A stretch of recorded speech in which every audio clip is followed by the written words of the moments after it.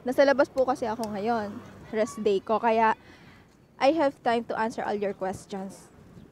So, first thing po, pupunta kayo sa, sa mismong post office branches.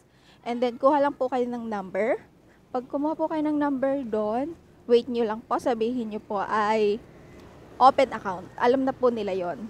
So, ang kailangan nyo pong dalahin ay ARC or yung Alien Identification Card natin and passport. So, nababalitaan ko po kasi ngayon, may madadagdag pong requirements. Ang requirements daw po yata ay TIN ID or UMID. So, better prepare po. Magdala na din po tayo. Kapag nag-open po kayo doon, papipiliin po tayo kung ang ating pipiliin ay yung Visa card or passbook. So, pag ganun po, ang kagandahan lang po kasi dito sa Taiwan, pag kayo po ay nag-open ng post office, maaari nyo po siyang gamitin sa ating mga online transactions or gawing visa once na kayo po ay nagpunta na po sa ating bansang Pilipinas or any part of the world po kasi visa card siya. And ako po ay hinihingal dahil ako po ay naglalakad. Charis.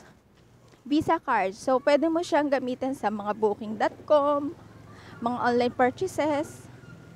Pwede nyo dyan siyang ibili ng, mas mura po kasi dito yung yung mga Netflix. Siguro makakabili na kayo ng mga 200 to 300 NT dollar.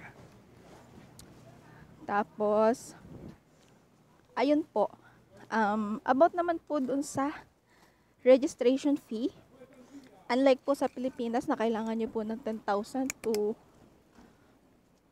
ng mga 10,000, 5,000 or 2,000 na minimum balance para makapag-open.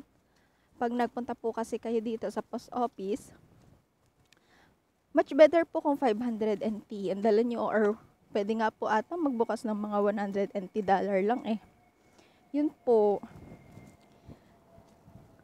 Sabi niya po ay ano po yun kahit TIN ID number lang po ba ang kailangan?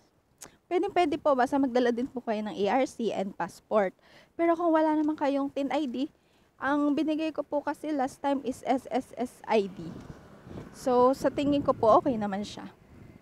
Yun po, magbukas na po kayo kabayan at habang tayo po ay nandito sa Taiwan, tayo po ay mag-ipon para pag uwi po ay may pera. Sana all may pera. Kasi madami po talagang tukso dito. So yun, pag nag-open naman po kayo, pwede nyo po siyang gamitin sa mga online purchases. Swipe lang, gano'n dito.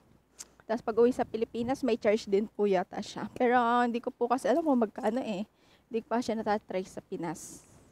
So yun po, hinatid nyo na po ako dito sa aming dormitory. Ay, punta na po kayo dito.